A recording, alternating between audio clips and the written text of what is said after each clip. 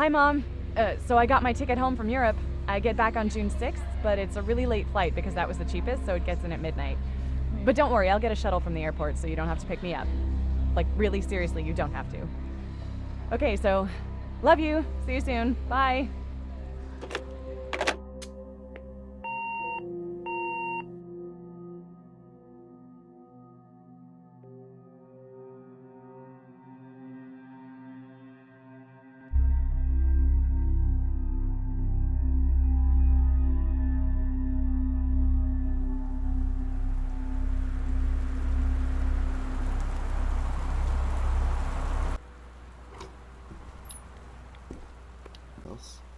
Oh, house key. Sweet. Spooky. Oh. Okay then. That's not creepy at all. Dear Katie, so much has changed, even just since you've been away. We moved into this house. I'm in a new school, and my big sister being gone for a year doesn't make it any easier. It doesn't feel real. But I'm not gonna let it faze me. I used to tell you everything, and if I can't do it in person, because you're off gallivanting around who knows where, I'll tell it to this journal, just like I was talking to you. Can't put this in the toilet, so that's a bummer. Bunch of crap. Let's turn this on. There we go. Okay, locked. Sam. Sam. Hello. Sam.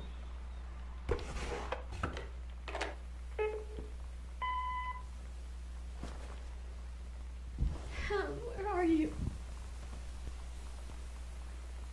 Really? I need to talk to you. Please be there.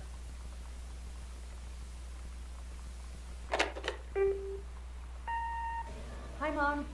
So I got my ticket home from Europe. I get back on June 6th, but it's a really late flight because that was the cheapest, so it gets in at midnight. But don't worry, I'll get a shuttle from the airport so you don't have to pick me up. Like, really seriously, you don't have to. Okay, so love you. See you soon. Bye. What's here?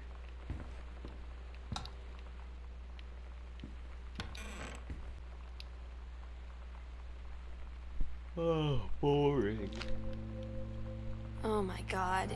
You are so lucky you finished high school before we moved into this house. So, it's the first day of school, and there I am, introducing myself to the class. And I say that I just moved into the house on Arbor Hill. All of a sudden, every kid in the room turns and just stares like I suddenly transformed into a mutant. I just stood there, wishing pretty hard for a rewind button. Because now maybe nobody knows my name, but they all know who I am. The Psycho House girl. Great.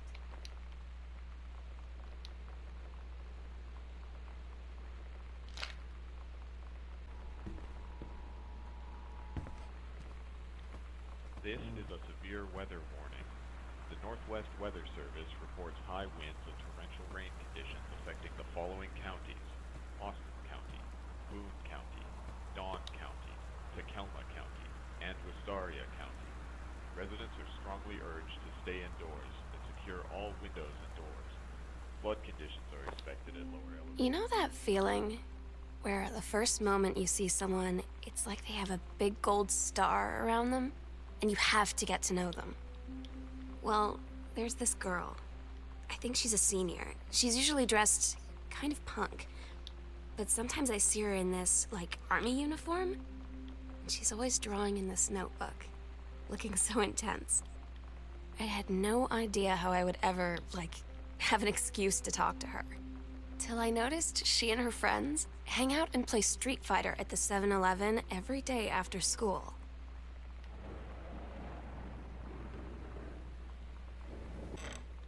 Closet.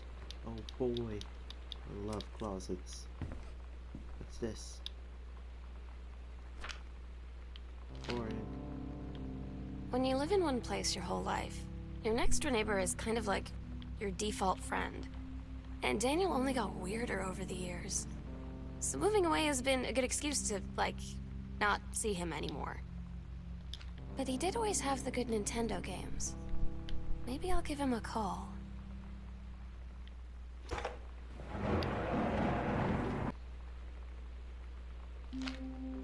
Oh, we're about to find So you out. know what they say about the best laid plans of mice and men?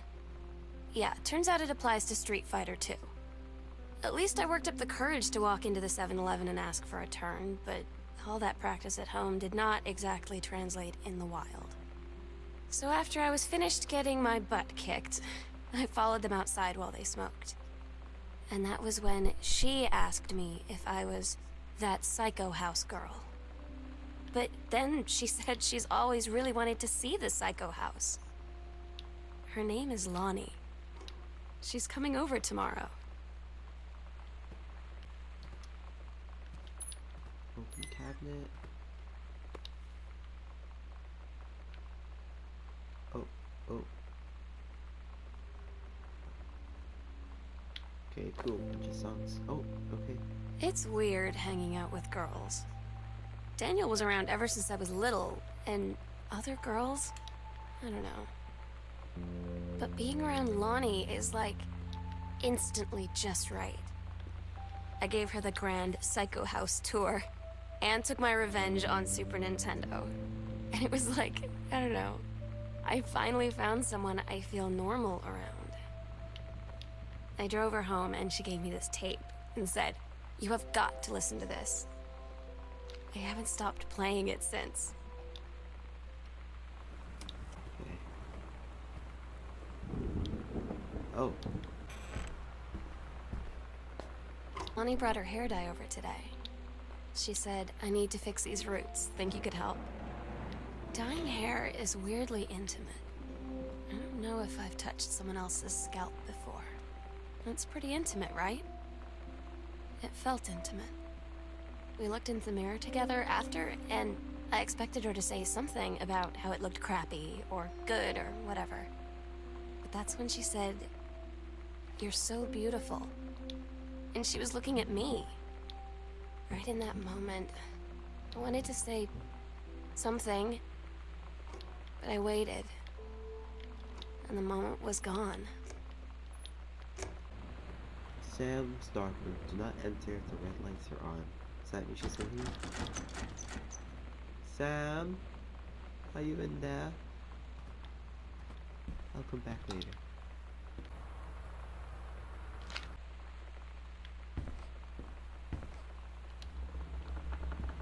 What?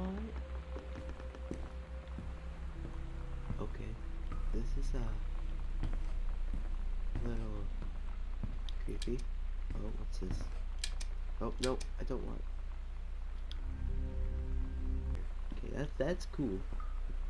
What's this?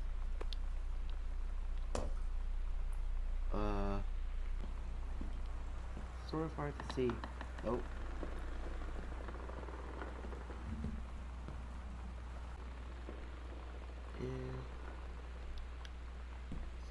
Here? Here? Oh, yeah. At Todd's brother's place after the show, there was only a futon to sleep on, so Lonnie and I shared it. The lights went out. I was turned toward her. My eyes started to adjust, and then I could see she was looking at me, too. In the dark, she smiled. My heart was beating so fast. I rolled over. I felt so, I don't know, nervous? After a minute, she put her arm around me and was so close and whispered in my ear, "I really like you." I just nodded my head, and I really hope she could tell. I really hope that she meant what I think she did. I felt like a shook-up can of soda ever since. I hope we have the chance to talk before I explode. Oh, so do they like each? Oh, half the combination right here. Oh yeah, right here. Is this a Ouija board? The other half. Okay. 0501. Guess 0501. Oh snap, what's this? A key. Lonnie came over today, but everything was different. She was sitting at my desk chair, and she wouldn't look at me. Finally, I asked her what was going on. She said she felt like she'd done something wrong that night in the city. Like I must think... But I said no. There was nothing wrong. I just wanted to say... But I couldn't find the words. I felt like I was gonna cry, but I wasn't sad. She got up and sat next to me on the bed. I looked at her. Lonnie, do you think you could ever... And that's when she kissed me. Oh.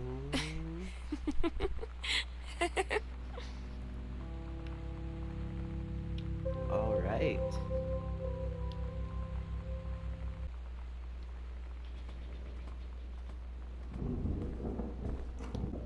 Oh boy, oh boy, oh boy. To the basement. Oh. It's different now. I mean, we still hang out all the time like before. But now when no one else is around... Well, you know. So you could say we're dating. But it's secret. Secret dating? I don't know. I mean, I guess that's the real difference. Now when we get off the phone, or go home for the night, or it's just quiet and we're alone, we say I love you. Oh. I'm so stupid sometimes. I was telling Lonnie that I got into my college summer program thing, and I was all making plans like, you should come visit me, stay in my dorm room. But she said, Sam, I ship out on June 6th. I was like, ship out? To where? She said, to basic training. What did you think I was doing all that ROTC stuff for? I guess she's been planning to join the army right after high school since she was like 12. And I guess she's really going to do it. So I was like, after graduation, I'm just never going to see you again? She said, let's just have fun while we can. Oh, They there tell go. you to stick with the group on field trips, Katie. There's a reason for that. Lonnie and I snuck off on the side paths at Multnomah Falls and got a little lost. Okay, a lot lost. Like, for hours. Right before the bus left, we found a trail and came running down the path, soaked and covered in mud, shouting for the bus not to leave. The school called home. Mom and Dad said, you didn't get into trouble like this before you met that Lonnie girl. But I don't think they know about us. The kids at school, though, I'm really afraid that's a whole other story. Stick with the group, Katie. Stick with the group.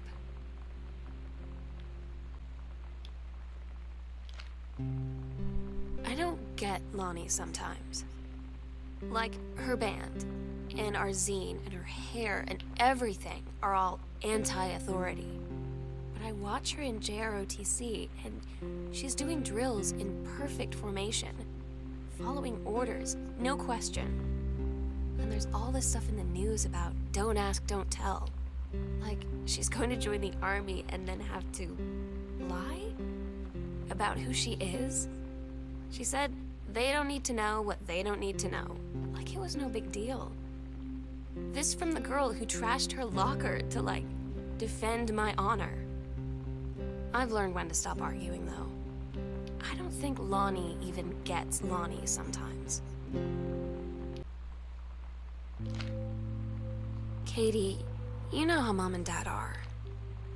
Not exactly super open-minded about things. It feels like every minute I don't spend with Lonnie, I spend worrying about them finding out about us. And what would happen if they did?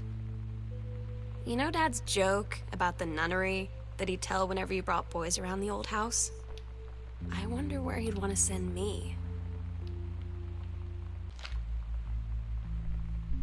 I had an interesting talk with Mom and Dad tonight. One you were never gonna need to have. I mean, you've known, right? I've known. I've known since, like, She-Ra. Mom and Dad didn't, I guess. But they saw the zine and the stuff on the locker, and they were like, is there something we should know about you and Lonnie? And so here's the thing. I was prepared for them to be mad, or disappointed, or start crying, or something. But they were just in denial. You're too young to know what you want. You and Lonnie are just good friends. You just haven't met the right boy. It's a phase. That's what I didn't see coming. That they wouldn't even respect me enough to believe me. Well, joke's on them, because they're in for one very long phase. I asked Lonnie what she had to do to get ready to ship out for basic training. She said, not a lot, really. You're not allowed to bring anything with you. You have no possessions, no contact with the outside world while you're in basic. You just train hard every day, and then you deploy from there. So, they'll just send her away. To who knows where. The other side of the country? The other side of the world? My mind, like, can't process it. She's really going to be gone. Just gone. Lonnie had her going away show with her band tonight. She's so incredible on stage. When she was singing, I could practically forget everything. That we only had 48 hours left. That I don't know what comes next. That I can't live without her. Then she dedicated the last song to me. And I couldn't take it. I was out on the curb in the alley, sobbing till my ribs hurt. I would follow her anywhere, Katie. But I can't. Where she's going. After a long time, she found me. She said she was sorry. She said, I wish things could be different. I just wanted to make you happy. I said, I don't think you can anymore.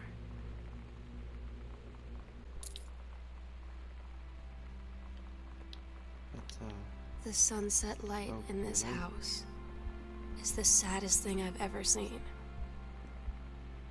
I just want to sleep. When I'm in the attic, it almost feels like Lonnie could still be here. She's just downstairs. I'm just waiting to hear her pull down the hatch and come running up. Maybe I'll go up to the attic and wait.